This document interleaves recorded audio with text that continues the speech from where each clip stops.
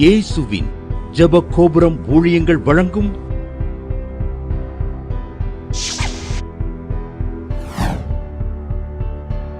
நம்பிக்கையிலே சந்தோஷமாயிருங்கள்.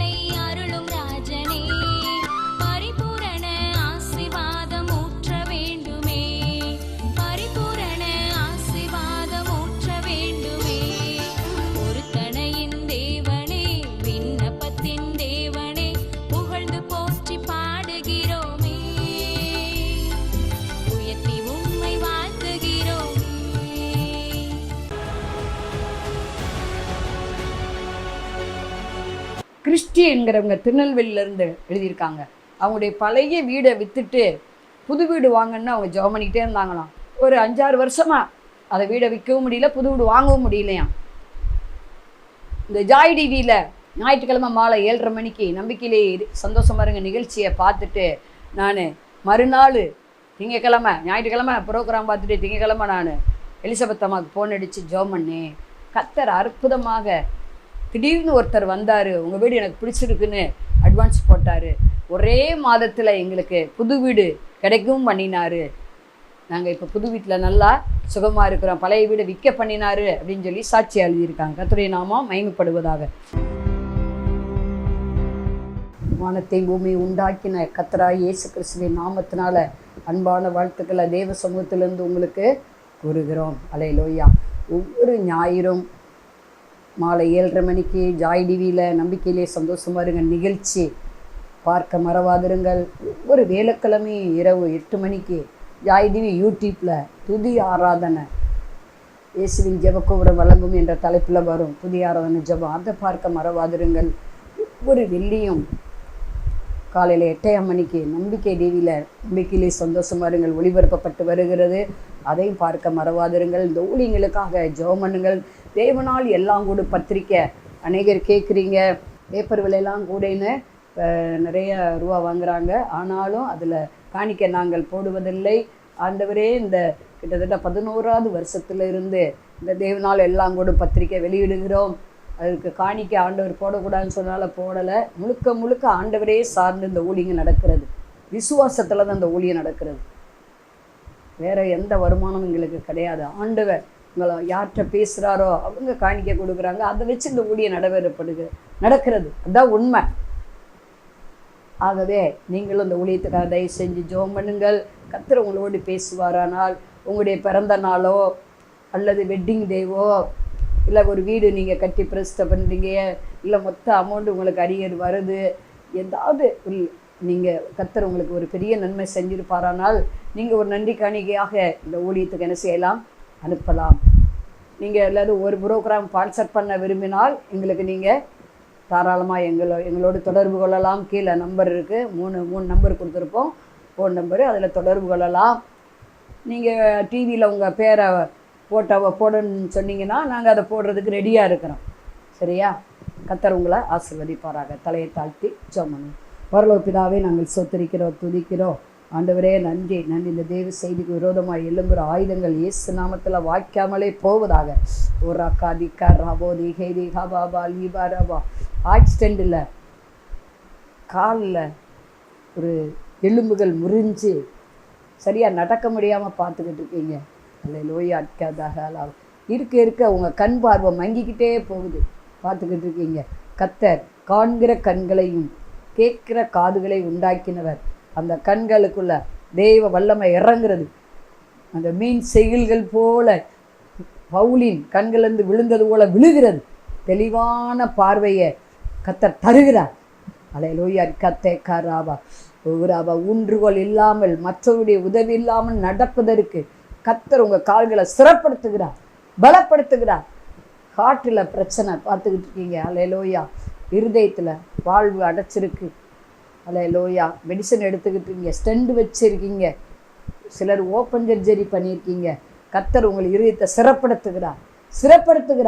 அல்லேலூயா. கத்தாக்காராவாரி ஹேஷபலாவாரே பதிகாபாவாலாவாராமா. சொந்த வீட்டுக்கு கட்டணும்னு ஜெபம் பண்ணிக்கிட்டு இருக்கீங்க.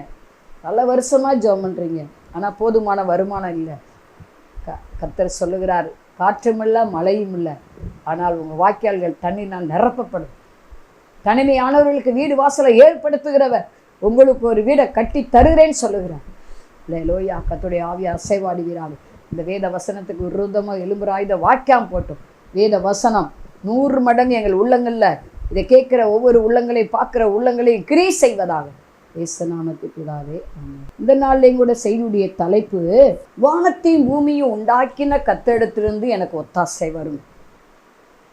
எங்கேயும் ஒத்தாசை வராது, ஹெல்ப் வராது. ஒத்தாசைன்னா உதவி, ஹெல்ப்பு.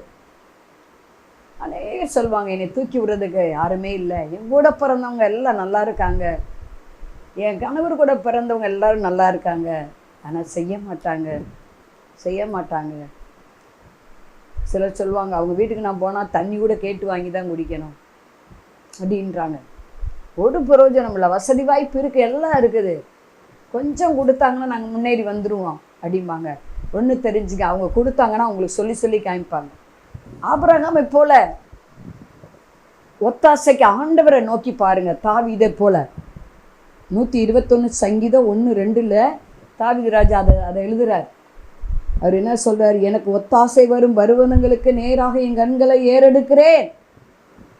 வானத்தையும் பூமியை உண்டாக்கின கர்த்தரிடத்திலிருந்து எனக்கு ஒத்தாசை வரும். 2வது வசனம்.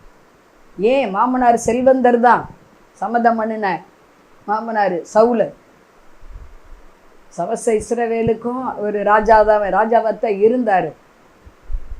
அவன் கூட பிறந்த எல்லாரும் இராணுவ மந்திரியா இருக்காங்க. இந்த பக்கம் வசதி வாய்ப்பு, பிறந்த வீடு வசதி வாய்ப்பு, புகுந்த வீடு வசதி வாய்ப்புன்ற மாதிரியா அவன் பொண்ணு எடுத்த இடமும் நல்ல நாட்டுக்கே ராஜா. ஆனால் அவர் என்ன சொல்கிறாரு தெரியுமா? 108 சங்கீதத்தில் அவர் சொல்கிறாரு 12, மனுஷனுடைய உதவி விருதா. நாசின் சுவாசமுள்ள மனுஷனை நம்புவதற்கு அவன் ஏமாத்துறோம். சங்கீதம் 60:11 சொல்லிவிடுது, இக்கட்டில் எங்களுக்கு உதவி செய்யும். இக்கட்டில் மனுஷரை தேடி போகக்கூடாது. மனுஷர் செய்வேன்னு சொல்லுவாங்க, செய்ய மாட்டாங்க. நமக்கு பல தேவைகளோடு தான் நம்ம இருக்கிறோம் இல்லையா? தேவையில்லாத மனிதன் யாருன்னு சொல்லவே முடியாது. எல்லா பணக்காரத்தையும் போய் கேளுங்க, எல்லா அதிகாரிட்டையும் போய் கேளுங்க, ஒரு குறையிலேன்னு வெளியே அளவில் சொல்லலாம். ஆனால் உள்ளத்தில் எவ்வளவோ ஏக்கங்கள் இருக்கும், எவ்வளவோ தேவைகள் இருக்கும், எவ்வளவோ பிரச்சனை வீட்டில் சந்திப்பாங்க.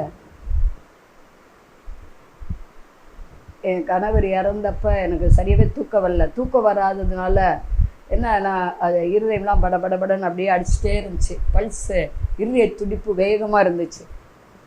அப்போ நான் வழக்கமாக பார்க்குற அந்த டாக்டர்கிட்ட போய் பார்க்கும்போது அவர் என்னம்மா இப்படி இருதய துடிப்பு இவ்வளவு இதாக இருக்குது அப்படின்னா, டக்குன்னு நின்று போகுமா இருதயம், ஏன் இப்படி அப்படின்னு சொன்னார். சாம ஒரு தூக்க மாத்திரை சின்னதாக எழுதி தரேன், நைட்டு போட்டு நல்லா தூங்க, உங்கள் இருதய துடிப்பு கரெக்டாக இருந்துச்சு. நான் தூக்க மாத்திரையா, அது இதுக்கு சார் அப்படின்னு. நாங்கள்லாம் வேறு என்ன பண்ணுறோம், டாக்டர்களாம் பல கேஸுகளை பார்க்குறோம்,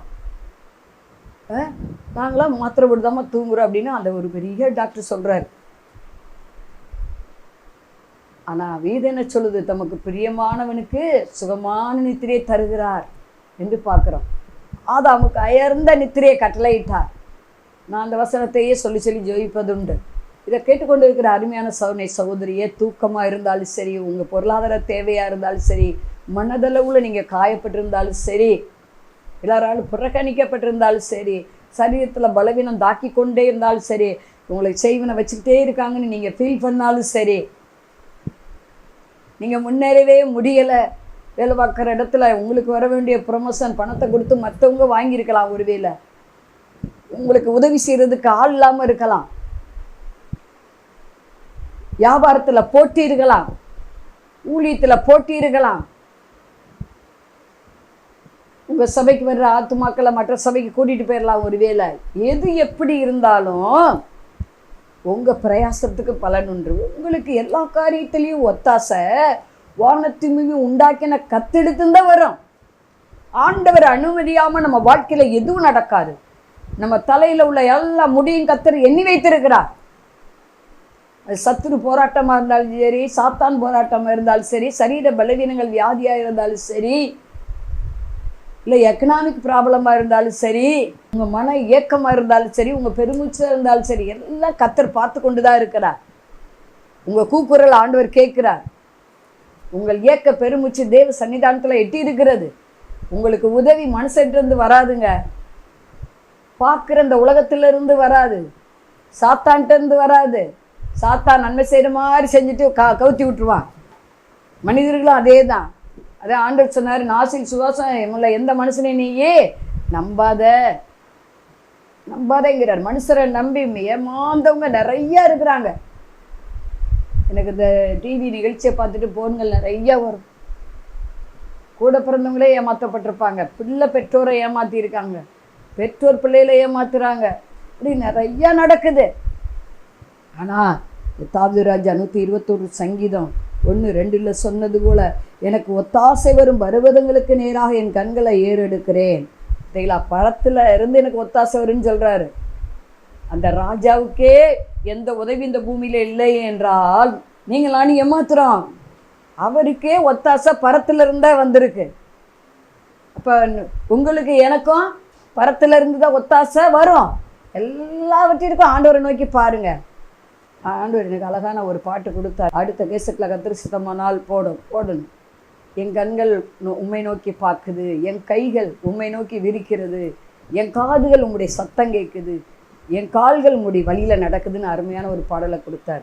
தாவீது அதைத்தான் சொல்கிறார், உங்கள் பிரமாணங்கள் வழியாக நான் ஓடுவேன் ஆண்டவரே, என் கண்கள் கண்ணீர் வெடிக்குது ஆண்டவரே, என் படுக்கையெல்லாம் நினைக்கிறேன் ஆண்டவரே, இரவும் பகலும் உண்மையே நினச்சிக்கிட்டு இருக்கேன் ஆண்டவரே, உம்முடைய வசனத்தை தியானிக்கிறேன் ஆண்டவரே, உம்முடைய வழியில் நான் ஓடுகிறேன் ஆண்டவரே, நீ சொல்லுகிற வார்த்தையை நான் கேட்குறேன் ஆண்டவரே, உன் கற்பனை நடுவில் ஓடுறேன் ஆண்டவரே, உன் கற்பனையின்படி செய்வேன்.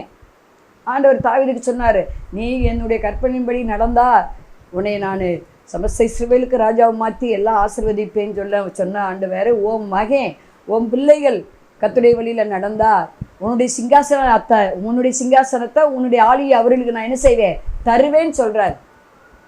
வேத வசனங்கள் எல்லாம் ஒரு நிபந்தனைக்குட்பட்டது தான். சங்கீதம் 44:26 கேடகத்தை பிடித்து எனக்கு ஒத்தாசையா எழும்பும். கேடகம் விசுவாசம் என்று கேடயத்தை நம்ம பிடித்து கொள்ள வேண்டும். ஆண்டவற்றின் ஒத்தாசையை பெறுவதற்கு விசுவாசத்தோடு நம்ம காத்திருக்க வேண்டும். அதுதான் எல்லாவற்றிலும் விசுவாசம் வந்து வேணும் நமக்கு. அந்த விசுவாசத்தை தொடங்குறவர் முடிக்கிறவர் அவர் தான். எபிரேயர் 12:1-2 வாசிக்கிறோம். விசுவாசம் கனிகளில் வரும். 1 கொரிந்தியர் 12 விசுவாசம் வரத்திலே வரும். கலாத்தியர் 5:22 கனிகளிலே வரும். அப்போ அந்த ஆண்டவரே நான் விசுவாசம் என்ற கனியை கொடுக்கணுமே, விசுவாசம் என்ற வரம் எனக்கு வேணுமே, நீரே விசுவாசத்தை தொடங்குறவர் முடிக்கிறவர். ஏன்னா மாம்ச விசுவாசம்லாம் கண்டு விசுவாசிக்கும், ஆவிக்குரிய விசுவாசம்தான் காணாமல் விசுவாசிக்கிற விசுவாசம். நீங்களானும் ஆவிக்குரியவர்கள் சொல்கிறோம், ஆவிக்குரிய சபைக்கு செல்லுகிறோம், மறுபடி பிறந்த அனுபவம் நமக்கு உண்டு, பரிசுத்த அபிஷேகத்தை நம்ம பெற்றிருக்கிறோம். அப்போ வேறு பிரிக்கப்பட்ட வாழ்வு வாழ்வது அவசியம். விசுவாசம் என்ற கேடயத்தை நம்ம பிடித்து கொள்ள வேண்டும். அவர் அங்கே எழுதுறாரு, கேடயத்தை பிடித்து எனக்கு ஒத்தாசையாக வாரும். அவர் அப்படிதான். தாவீதின் குமாரனே என்று இயேசு அழைக்கப்பட்டாரா? அழைக்கப்பட்டார். தாவீதின் வேர் அடிமரம், ஈசாயின் அடிமரத்திலிருந்து ஒரு துளிர் விட்டது என்று பார்க்குறோம். ஏசாயா 11 வாசிக்க முடியும். சரி, இங்கே நம்ம பார்க்குறோம் 72 சங்கீதம் 12 உதவியற்ற சிறுமையானவனை அவர் விடுவிக்கிறார். அதாவது உதவிகள் யாருமே செய்யலையா, முதலாவது ஆண்டவரை நோக்குங்க. உங்களுக்கு யார் உதவி செய்யலையோ அவங்களே உங்களுக்கு உதவி ஆண்டவர் கொண்டு வருவார். ஆகாதென்று தள்ளின கல் தான் மூளைக்கு தலைக்கல், அது கர்த்தராலே ஆயிற்று. பட்சிக்கிறவங்க யாரும் அங்கேருந்தான் பச்சனை நமக்கு வரும். தரமாட்டேன்னு சொன்னவங்களும் ஆண்டவர் தர வைப்பார். பாருங்க, நான் ஊழிய பாதையில் எவ்வளவோ பார்த்துருக்கேன். அசையாத இருதயங்கள் அசைப்பார் ஆண்டவர். அங்கே நம்ம முதலாவது எதுக்கு ஒத்தாசை கேட்கணும்னா, எல்லா காரியத்திலையும் அவர் ஒத்தாசை இல்லாமல் நம்ம செய்ய முடியாது. நம்ம விடுகிற மூச்சு, நம்ம பேசுகிற பேச்சு எல்லாம் அவர் தான், சுவாசமே அவர் தான். ஆனால் ஒரு 7 காரியங்களை கர்த்தருக்கு சித்தமானால் வேகமாக பார்க்க போகிறோம். முதலாவது எதுக்கு நம்ம அவர்கிட்ட ஒத்தாசை கேட்க வேண்டும்னா, இந்த பூமி அநீதிக்குள்ளே கிடக்குது, நீங்கள் நானும் பரிசுத்தமாய் ஜீவிப்பதற்கு ஒத்தாசை கேட்கணும் ஆண்டவர்கிட்ட. ஏன்னா பரிசுத்தம் இல்லாமல் தேவனை தரிசிப்பது கூடாத காரியமாக இருக்கிறது. 1 யோவான் 1:9 நமது பாவங்களை நாம் அறிக்கையிட்டால் பாவங்களை நமக்கு மன்னித்து எல்லா அநியாயத்தை நீக்கி நம்மை சுத்திகரிப்பதற்கு அவர் உண்மை நீதிமுள்ளவராக இருக்கிறார். இயேசு கிறிஸ்து ரத்த சகல பாவங்களை நீக்கி என்ன செய்யும், நம்மளை சுத்திகரிக்கும். 1 பேதுரு 1:14 நீங்கள் வாசித்தீங்கன்னா, நீங்கள் முன்னே உங்கள் அறியாமையினாலே கொண்டிருந்த இச்சைகளின்படி இனி நடவாமல் கீழ்ப்படுகிற பிள்ளைகளாய் இருந்து 15வது வசனம், உங்களை அழைத்தவர் பரிசுத்தராய் இருக்கிறது போல நீங்களும் உங்கள் நடக்கை எல்லாவற்றிலும் பரிசுத்தமாயிருங்கள். 16வது வசனம், நான் பரிசுத்தர் ஆகையால் நீங்களும் பரிசுத்தராய் இருங்கள் என்று எழுதியிருக்கிறதே. இங்கே நம்ம பார்க்குறோம், ஆண்டவர் பரிசுத்தத்துக்கு நம்மளை அழைச்சிருக்கிறார்.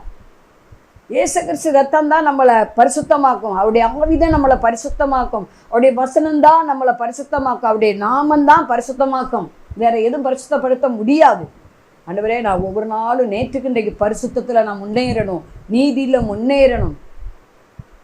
நீதி செய்யணும், நீதி செய்யட்டும். பரிசுத்தமாக இருக்கிறவன் இன்னும் பரிசுத்தமாகட்டும். அநீதி செய்யணும், அநீதி செய்யட்டும். இதோ நான் சீக்கிரமாய் வருகிறேங்கிறார் ஆண்டவர். அவன் செய்த கிரிக்கு தகுந்த பலனை நானே கொடுக்க போறேங்கிறார். முதலாவது பரிசுத்தத்துக்காக நம்ம ஒத்தாசை கேட்க வேண்டவற்ற பரிசுத்தமாய் வாழ்வதற்கு ஒத்தாசை கேட்கணும். அப்போ உதவி செய்வார். என்னால் அந்த பூமியில் பரிசுத்தமாக வாழ முடியல, ஏன்னா நம்ம அவிசுவாசிகளோடு தான் இருக்கிறோம். வேலை பார்க்குற இடத்துல ரசிக்கப்படாத ஜனங்கள், குடியிருக்கிற இடத்துல ரசிக்கப்படாத ஜனங்கள், நம்ம போகிற இடங்களில் வார இடங்களில் ரசிக்கப்படாதவங்கள பார்க்குறோம். எல்லாரோடும் கூடிய மட்டும் நீ சமாதானமாயிரு அப்படின்னு பார்க்குறோம். அப்போ நம்ம சமாதானத்தை காத்து கொள்வதற்கும் பரிசுத்தமாய் ஜீவிப்பதற்கும் நம்ம நீதிமானாய் இருப்பதற்கும் தேவன்கிட்ட ஒத்தாசை கேட்கணும் முதலாவது. ரெண்டாவதாக நம்ம கர்த்தருக்குள்ள எப்போது சந்தோஷமாய் இருப்பதற்கு ஒரு ஒத்தாசை அனுப்பும்படி ஜெபிக்க வேண்டும். பிலிப்பியர் 4:4 கர்த்தருக்குள்ள எப்பொழுது சந்தோஷமா இருங்கள் என்று உங்களுக்கு மறுபடி சொல்லுகிறேன். மகிழ்ச்சியாக இருப்பதா உங்கள் பலன். கர்த்தருக்குள்ள மன மகிழ்ச்சியாக இருந்தால் நம்ம இருதயத்தை வேண்டுதலாம் அருள் செய்வார். ஆகவே ஆண்டவர் பரத்திலிருந்து ஒத்தாசை நமக்கு ஜெபத்துக்கு பதில் அளிக்கணும்னா முதலாவது பரிசுத்தமாக இருக்கணும். ரெண்டாவதாக நம்ம இங்கே பார்க்குறோம் மகிழ்ச்சியாக இருக்கணும். மகிழ்ச்சியாக இருக்கிறவன் சங்கீதம் பாட கடவன் பார்க்குறோம். மன மகிழ்ச்சி தான் நல்ல ஔஷதம். மன மகிழ்ச்சி முக மலர்ச்சியை தரும். நம்ம மனம் கர்த்தருடைய அதாவது விசுவாசமாக இருந்து விசுவாச வாழ்வு வாழ்ந்தால் மன மகிழ்ச்சியாக இருக்க முடியும். நம்ம இருதய விரும்பினதை நம்ம பெற்றுக்கொள்வதற்கு மகிழ்ச்சியாக இருக்க ஒத்தாசை ஆண்டவர் அனுப்ப வேண்டும். நமக்கு கர்த்தருக்குள்ள மன மகிழ்ச்சியாக இருக்கணும். மூணாவதாக நம்ம பார்க்குறோம் கனிகள் கொடுப்பதற்கு நம்ம தேவனுடைய ஒத்தாசை கேட்க வேண்டும். கனி இல்லாத மரம் வெட்டுண்டு அக்கினிலே போடப்படும். யோவான் 15:15 நானே திராட்சை செடி, நீங்கள் கொடிகள். ஒருவன் என்னிலும் என் வார்த்தையில் அவனில் நிலைத்திருந்தான் அவன் மிகுந்த கனிகளை கொடுப்பான். என்னை இல்லாமல் உங்களால் ஒன்று செய்யக்கூடாது. என் பரமபிதா நடாத நாற்றெல்லாம் வேரோடே பிடுங்கப்படும் வேதத்தில் வாசிக்கிறோம். ஆகவே கனிகள் கொடுக்கணும். இயேசு மெய்யான திராட்சை செடி. கொடிகள் நம்ம அதில் நிலைத்திருக்கணும். செடியில் கொடி நிலைச்சிருந்தா தான் மிகுதியான பழங்கள் அதில் பார்க்க முடியும். பழம்னா கனிகளை குறிக்கக்கூடியதாக இருக்கிறது. கனிகள்லாம் அன்பு, சந்தோஷம், சமாதானம், விசுவாசம், இச்சை அடக்கம், நீடிய பொறுமை இவைகளை குறிக்கக்கூடியதாக இருக்கிறது. இதை கேட்டுக்கொண்டு இருக்கிற அருமையான சகோதரியே, உங்களுக்கு கர்த்தர் நீங்கள் கேட்குறதுக்கெல்லாம் பதில் கொடுத்து உங்களை ஆசீர்வதிக்க வேண்டுமானால், ஒத்தாசை எல்லா காரியத்திலும் அனுப்ப வேண்டுமானால், முதலாவது பரிசுத்தம், ரெண்டாவது மகிழ்ச்சி, மூணாவதாக பார்த்தோம் கனி கொடுக்க வேண்டும். கனி கொடுக்க வேண்டும். நாலாவதாக ஆத்தும ஆதாயம் செய்யணும். நீதிமொழிகள் 14:30 நீதிமானுடைய பலன் ஜீவ விருட்சம். ஆத்துமாக்களை ஆதாயப்படுத்திக் கொள்ளுகிறவன் ஞானமுள்ளவன். ஞானமாக ஆத்துமாக்கள் ஆதாயம் பண்ணணும். அவங்கள தக்க வைக்கணும். அவங்களுக்கு சோதனை வரும், வேதனை வரும், பிசாசி போராட்டம் வரும், சில இழப்புகள் வரும். அதில் அவங்கள வசனத்தை கொண்டே அவங்கள தேற்றி ஆற்றி என்ன செய்யணும்? அவங்கள உறுதியாக பரத்துக்கு நேராக நடத்துவதற்கு நம்ம எப்போதும் ஆயத்தமாக இருக்கணும். ஆத்துமாக்களை கலைச்சி விட்டுறக்கூடாது. நிறைய பேர் அப்படித்தான் முதல்ல அதை கொடுத்து ஆண்டவருக்குன்னு ஆதாயம் பண்ணுவாங்க. கடைசியில் ஏதாவது ஒன்று அந்த விசுவாசி இவங்களை பற்றி ஏதாவது தப்பாக எங்கிட்ட சொல்லிடுச்சுன்னா உடனே அவுத்து விட்டுருவாங்க. அப்படி இருக்கக்கூடாது. அப்படி இருக்கவே கூடாது. ஆத்மாதாயம் பண்ணுகிறவன் ஞானம் உள்ளவன். இல்லாது பொல்லாது சொல்லும்போது மகிழ்ந்து களி கூறுங்க. பரலோகத்தில் பலன் மிகுதியாக இருக்குன்னு ஆண்டவர் சொல்லியிருக்கிறாரு. அதான் உண்மை. எந்த இடத்துல தூசிக்கப்படப்பட்டமோ அந்த இடத்துல கர்த்தர் நமக்கு இப்போ உயர்த்த போகிறாரு. புகழ்ச்சி கீர்த்தியமாக வைக்க போகிறாரு. நம்ம பேரை பெருமைப்படுத்துவது அவருடைய சித்தமாக இருக்கிறது. ஆகவே கனி, நம்ம நிறைவான கனியை இயேசுவின் வார்த்தையில் நிலைத்திருந்து கொடுப்பதற்காக ஒத்தாசை அவற்றை கேட்கணும். அவர் இல்லாமல் கனி கொடுக்க முடியாது. ஒருவன் என்னில் என் வார்த்தையில் அவனில் நிலைத்திருந்தால் அவன் மிகுந்த கனிகளை கொடுப்பான். சரி, நாலாவது என்ன பார்த்தோம்? ஆத்துமக்கள் ஆதாயம் பண்ணணும். ஞானமாக இருக்கணும். வருகைக்கு கோடிக்கணக்கான ஆத்துமக்களை நம்ம ஆதாயம் பண்ண வேண்டும். அதுக்கு நம்ம ஒத்தாசை கேட்கணும் ஆண்டவர்கிட்ட. ஐந்தாவதாக நாம் ஆசீர்வதிக்கப்பட்டு அநேகருக்கு ஆசீர்வாதமாய் மாறுவதற்காக ஒத்தாசை அனுப்பணும். அங்கே ஆதியாகமம் 12:2 வாசிக்கிறோம். ஆபிரகாம கர்த்தர் ஆசீர்வதித்து ஆசீர்வாதமாக வச்சார் இல்லையா? சத்துருக்கிளி வாசலை தந்தார். அவன் வேற பெருமைப்படுத்தினார். அப்போ நாமும் அப்படி மாறுவதற்கு அவர்கிட்ட ஒத்தாசை கேட்க வேண்டும். ஆண்டவரை என்னை ஆசீர்வதித்து அநேகருக்கு ஆசீர்வாதம் வைங்கப்பா. ஆபிரகாமை போல நான் விசுவாச வீரனாய் மாறணும் ஆண்டவரே. ஆபிரகாமின் விசுவாச சந்ததியார் எல்லாம் ஆபிரகாமின் சந்ததியார் என்று எழுதப்பட்டிருக்கு. நம்மை ஆசீர்வதித்து மற்றவங்களுக்கு ஆசீர்வாதமாக மாறுவதற்கு நாம் ஆண்டவரை ஒத்தாசை கேட்க வேண்டும். ஆறாவதாக சாட்சியாக வாழணும். நாமும் நம்முடைய பிள்ளைகளும் நம் கையீடு வேலையிலும் சாட்சியாக இருக்க வேண்டும். ஆண்டவரே நான் சாட்சியாக வாழணும். என் குடும்பம் சாட்சியாக இருக்கணும். என் சாட்சி எல்லாருக்கும் முன்பாக வரணும். அவிசுவாசியம் பார்த்து ஆச்சரியப்படணும். அப்போஸ்தலர் 1:8 பரிசுத்தாவின் மேலே வரும்போது நீங்கள் பெலன் நடந்து யூதேயா, சமாரியா, எருசலேம், உலகத்துக்கு எல்லா இடங்களும் எங்கள் சாட்சியெல்லாம் இருப்பீர்கள். அவிசுவாசி விசுவாசி நம்ம போகிற எல்லா இடங்களையும் நம்ம சாட்சியாய் வாழ்வதற்கு ஆண்டவர்கிட்ட ஒத்தாசை கேட்க வேண்டும். ஏழாவதாக வருகைக்கு நம்ம ஆயத்தப்படணும், மற்றவர்களை ஆயத்தப்படுத்தணும். அதுக்கு நம்ம ஆண்டவர்கிட்ட ஒத்தாசை கேட்டு ஜெபிக்க வேண்டும். 1 தெசலோனிக்கேயர் 4:16 இருந்து அங்கே எழுதப்பட்டிருக்கிறது.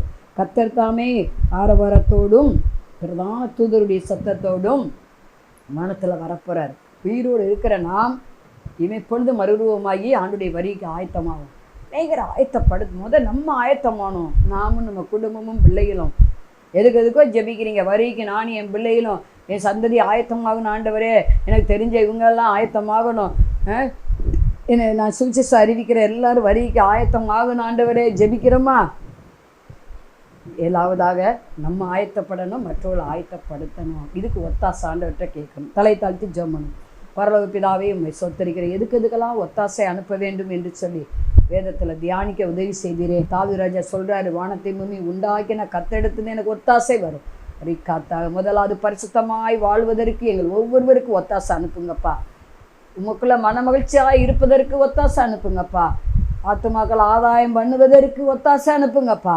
ஊழியம் செய்வதற்கு, கனி கொடுப்பதற்கு எங்களுக்கு ஒத்தாசை அனுப்புங்கப்பா. அல்லேலூயா. சாட்சியாய் வாழ்வதற்கு எங்களை ஆசீர்வதித்து மற்றவர்களுக்கு நாங்கள் ஆசீர்வாதமாய் மாறுவதற்கு, நம்முடைய வருகைக்கு ஆயத்தமாவதற்கு, மற்றவர்களை ஆயத்தப்படுத்துவதற்கு ஆண்டவரே எங்களை நீங்கள் ஆமென் ஆண்டவரே எங்களுக்கு ஒத்தாசை அனுப்புங்கப்பா.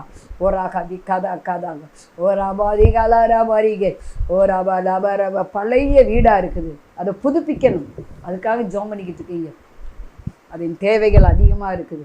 கர்த்தர் சகலத்தை புதிதாக்குவேன் என்கிறார். அல்லேலூயா. தேவைகளை நான் சந்திப்பேன் என்று சொல்வதற்காக நன்றி. ஒரு பத்தே கோரே காஜி கேரியா கல்க கோராபா ஓராபாதிகா பாபாலா பராபாதிகா கல்லாகராபா. ஒரே பலவீனமாக இருக்குது. பார்த்துக்கிட்டு இருக்கீங்க. கேஸ் டேபிள்னால் பல வருஷமாக கஷ்டப்படுறீங்க. வயிறு எப்போ பார்த்தாலும் ஊதிக்கிடுது. கேஸ் டேபிள் கர்த்தர் அதை எடுத்து போடுகிறார். அப்படிப்பட்டவங்களை இப்போது தொட்டு சுதந்திருக்கிறார். எவ்வளோ கோர்ட்டு கேஸு 20 வருஷம் 30 வருஷம் 40 வருஷம் 10 வருஷம் 5 வருஷம் அந்த கேஸ்களில் கர்த்தர் உங்களுக்கு ஜெயந்தருவேன்னு சொல்லுகிறார். இயேசு கிறிஸ்து நாமத்தால் விசுவாசத்தோடு சோத்திரத்தோடு ஜெபிக்கிறோம் நல்ல பிதாவே. அன்பானவர்களே, அதிசய கல்வாரி ஊழியங்கள் மூலம் ஒவ்வொரு மாதமும் தேவனால் எல்லாம் கூடும் பத்திரிகையை நாங்கள் வெளியிடுகிறோம். தேவ சமூக பாடல்கள் DVD, ACD இந்த பாடல்களை நாங்கள் வெளியிடுகிறோம். அதிசய கல்வாரி ஊழியம் இது தீர்க்க தரிசன ஜெப ஊழியமாக நடைபெறுகிறது. இந்த ஊழியங்களுக்காக ஜெபிக்க, காணிக்கையை அனுப்ப தாங்க மறவாதிருங்கள். ஜெபிக்கிற, கொடுக்கிற, உழைக்கிற உங்கள் ஒவ்வொருவரையும் ஆண்டவர் தாமே ஆபிரகாமை ஆசீர்வதித்தது போல சகல விதத்திலும் உங்களை ஆசீர்வதிப்பாராக. ஆமென். அன்பிற்குரியவர்களே, இந்த ஊழியத்தை உங்கள் காணிக்கைகளால் தாங்குபவர்களின் கவனத்திற்கு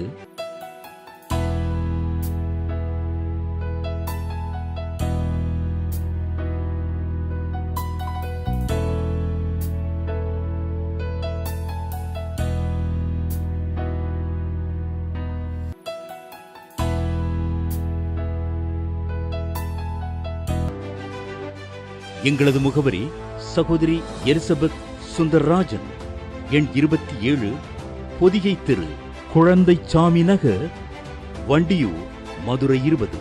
செல்போன் எண்கள் 9484177765 9095328172 மற்றும் 9443930850.